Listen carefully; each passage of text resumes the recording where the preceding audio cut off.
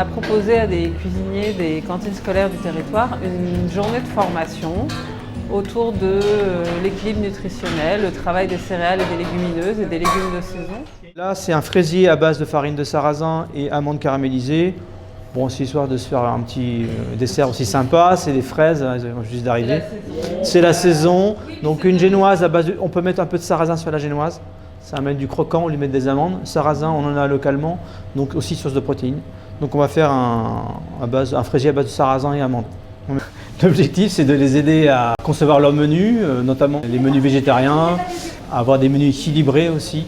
Parce que bien souvent, ils n'ont pas les compétences, ils n'ont pas eu de formation.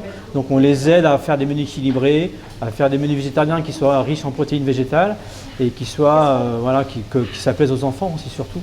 Curcuma, paprika, même le piment, c'est pas. Le but, c'est surtout de les accompagner à acheter plus de produits locaux et biologiques pour les mettre dans leur menu, les accompagner aussi dans leurs achats et les aider aussi à maîtriser leurs coûts.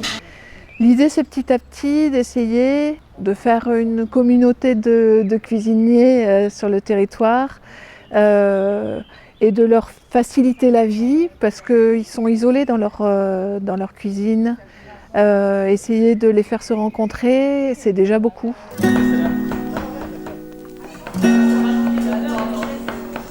Je suis cantinière à l'école de Bussière-Galant, à la maternelle.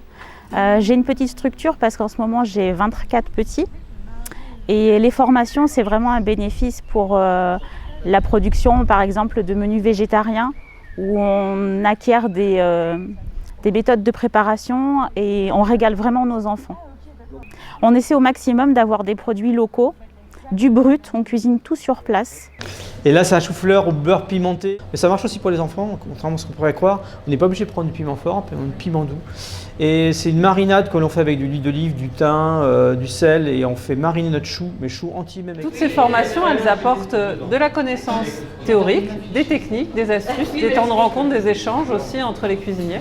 Et on a la chance de pouvoir proposer ces formations depuis 8 ans sur le parc et de réunir des cuisiniers qui, pour certains, nous suivent depuis toutes ces années. Même si on est déjà venu en formation, on apprend toujours des nouvelles choses.